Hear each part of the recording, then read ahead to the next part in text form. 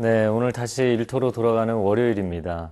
하나님의 사람들을 삶의 현장에서 부르심의 자리에서 하나님이 지켜주시고 또 보호해 주시기를 원합니다.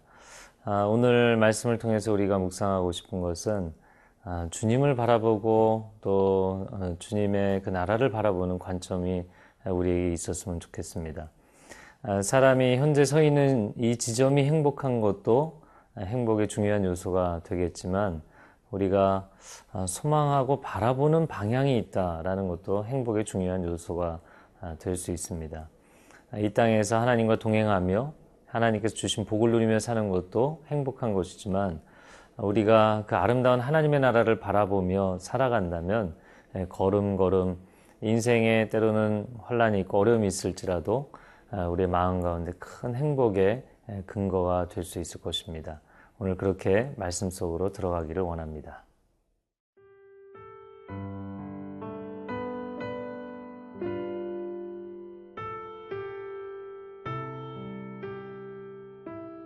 베드로후서 3장 10절에서 18절 말씀입니다. 그러나 주의 날이 도둑같이 오리니 그날에는 하늘이 큰 소리로 떠나가고 물질이 뜨거운 불에 풀어지고 땅과 그 중에 있는 모든 일이 드러나리로다. 이 모든 것이 이렇게 풀어지리니 너희가 어떠한 사람이 되어야 마땅하냐. 거룩한 행실과 경건함으로 하나님의 날이 임하기를 바라보고 간절히 사모하라. 그날에 하늘이 불에 타서 풀어지고 물질이 뜨거운 불에 녹아지려니와 우리는 그의 약속대로 의가 있는 곳인 새 하늘과 새 땅을 바라보도다. 그러므로 사랑하는 자들아, 너희가 이것을 바라보나니 주 앞에서 점도 없고 흠도 없이 평강 가운데서 나타나기를 힘쓰라. 또 우리 주의 오래 참으심이 구원이 될 줄로 여기라.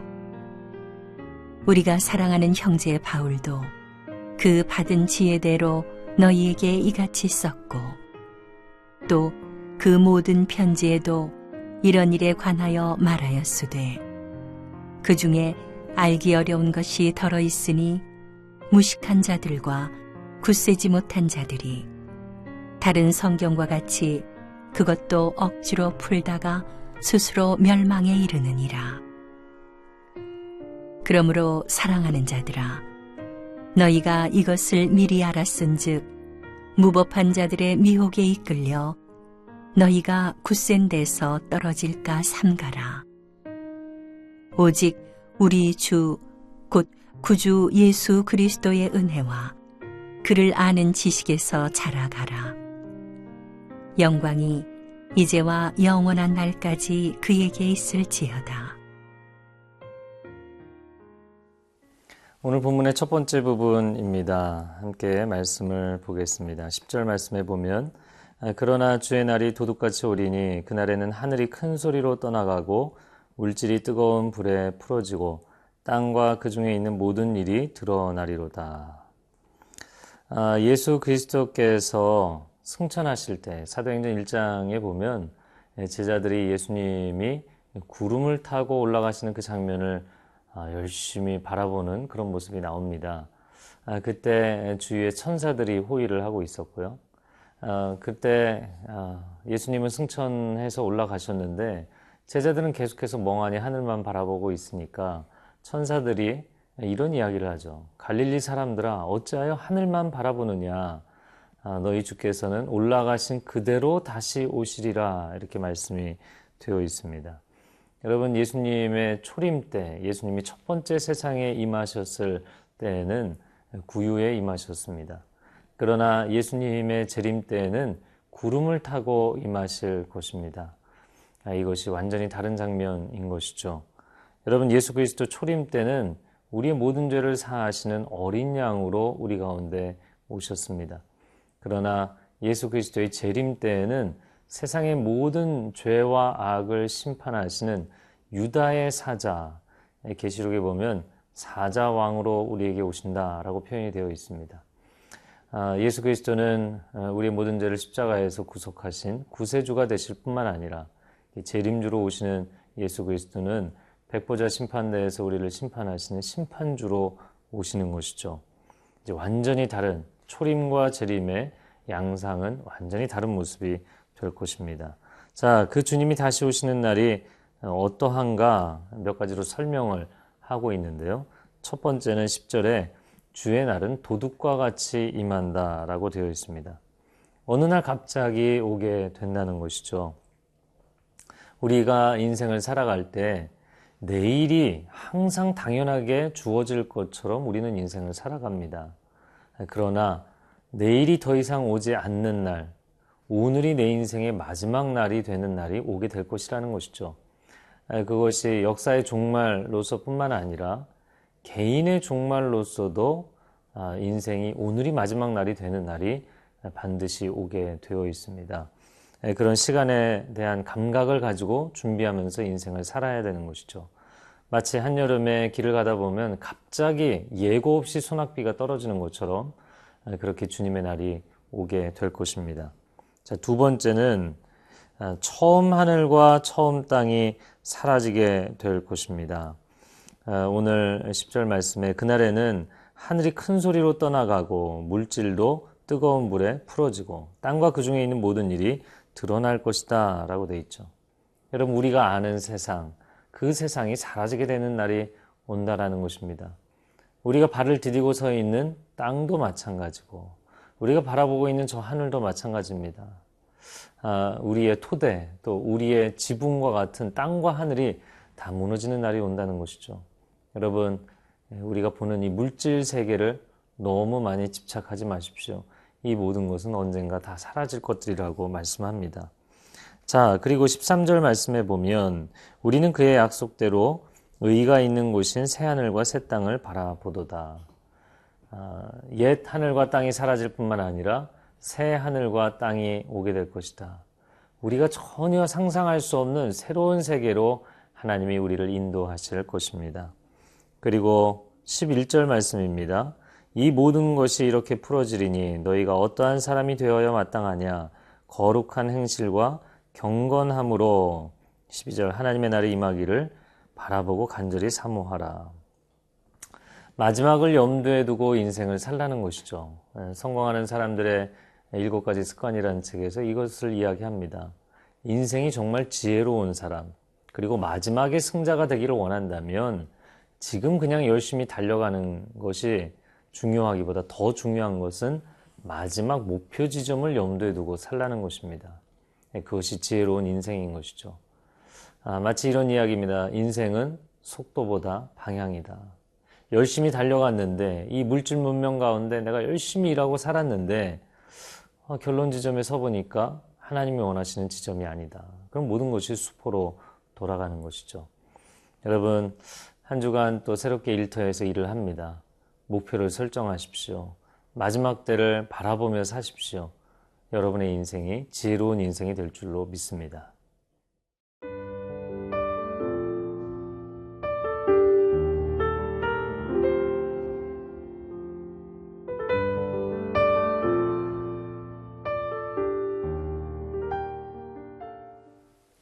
오늘 본문의 두 번째 부분입니다. 15절 말씀에 또 우리 주의 오래 참으심이 구원이 될 줄로 여기라.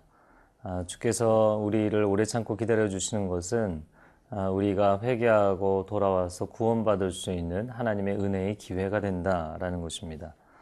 15절 하반절에 우리가 사랑하는 형제 바울도 그 받은 지혜대로 너희에게 이같이 썼고, 이어지는 16절입니다. 또 그 모든 편지에도 이런 일에 관하여 말하였을 때 그 중에 알기 어려운 것이 더러 있으니 무식한 자들과 굳세지 못한 자들이 다른 성경과 같이 그것도 억지로 풀다가 스스로 멸망에 이르느니라.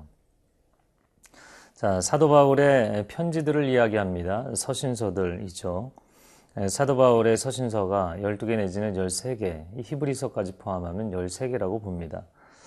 그런데 그 내용 가운데 어려운 내용들이 있는데 그 내용들을 억지로 풀다가 멸망을 자초하는 경우들이 있다라는 이야기를 합니다. 지금 베드로 사도가 자신의 동역자인 바울 사도의 저작에 대해서 문제 제기를 하는 것이 아니라 그 저작에 대해서 잘못되게 해석하는 것에 문제 제기를 하고 있는 것입니다. 가령 이런 것이죠.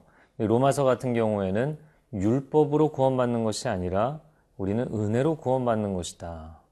우리는 행위로 구원받는 것이 아니라 믿음으로 구원받는 것이다. 이런 고백을 합니다. 근데 그런 고백을 하는 것을 아주 강조하다 보면 이제 해석하는 사람들에 따라서는 율법 폐기론을 주장하는 그러면 하나님 행위에 대한 그 기준이 되는 말씀들 아무것도 지킬 필요 없다. 이렇게 과장되게 이렇게 극단적으로 해석을 하는 사람들이 있었던 것이죠. 당시 초대교회에 거짓된 가르침을 주었던 영지주의자들이 이런 두 가지 흐름을 가지고 있었습니다. 뭐냐면 첫 번째는 매우 극단적인 금욕주의를 주장하기도 했습니다. 디모데전서 4장에 말씀하는 것처럼 음식도 먹지 말라고 하고 혼인도 폐하라고 주장을 한다. 그래서 세상의 물질적인 것들은 다 악한 것이니까 이런 거 하지 말라고 이야기를 하는 것입니다. 다 절제하고 금욕하는 것이 경건에 이르고 구원에 이르는 길이다라고 주장을 했던 것이죠. 그런데 또 반대편에서는 도덕 폐기론을 주장을 했습니다. 이미 우리의 영혼은 하나님을 만났고 구원을 받았으니까 세상에서 무슨 잘못을 해도 죄가 되지 않는다라는 극단적인 주장을 했었던 것이죠. 그래서 하나님의 말씀이 문제가 아니라 그 말씀을 인간적으로 해석하는 것이 문제가 되었던 것입니다. 그러면 어떤 사람들이 그렇게 해석을 하는가? 16절 하반절에 보면 무식한 자들과 굳세지 못한 자들이 이런 해석을 한다라고 되어 있습니다. 근데 여기 무식한 자들이라는 것은 헬라어 원어상 배우지 않는 사람들을 의미하는 것이고 여기 굳세지 않은 사람들이라는 것은 기초가 없는 사람들을 이야기하는 것입니다. 이 두 가지 의미를 복합적으로 생각한다면 복음의 기초, 말씀의 기초가 사실 견고하지 않은데 배우려고 하지도 않는 사람들인 것이죠. 여러분, 우리가 평생의 말씀을 배웠고 평생의 말씀을 알지만 그러나 다시 또 배울 필요가 있습니다. 말씀에 정진하고 기도에 정진하고 또 예배에 정진하는 것이 우리가 영적으로 끊임없이 겸손하게 성장해 갈 수 있는 중요한 토대가 되는 것이죠. 그래서 온누리교회 하영조 목사님이 양육에 관한 모토로 이런 말씀을 하셨어요. 온누리교회 처음 오시는 분들에게 가르치든지 배우든지 이런 표현을 쓰셨습니다. 새가족반에 들어오셔서 처음부터 다 차근차근 배우십시오 이야기하면 나 교회에 대해서 안다, 성경에 대해서 안다. 그러면 가르치시든지 그러면 다른 사람을 가르치십시오. 가르치려고 보니까 내가 아는 게 너무 일천한 거예요. 그러면 배우든지. 그래서 가르치든지 배우든지입니다. 여러분, 한 주간이 시작되어서 일터에서 일을 시작할 뿐만 아니라 여러분 말씀을 읽고 배우는 시간도 오늘부터 함께 가지시기를 바랍니다. 그러면 하나님께서 여러분의 삶을 견고하게 해주실 것입니다. 함께 기도하겠습니다. 사랑하는 주님, 오늘 부르심의 자리에서 또 하루를 시작하고 한 주간을 시작합니다. 하나님의 사람들에게 힘을 주시되 이 진리의 말씀이 이 어두운 세상을 뚫고 나가는데 하나님의 능력과 기준이 되는 축복의 하루가 되게 하여 주옵소서. 예수 그리스도의 이름으로 기도합니다. 아멘.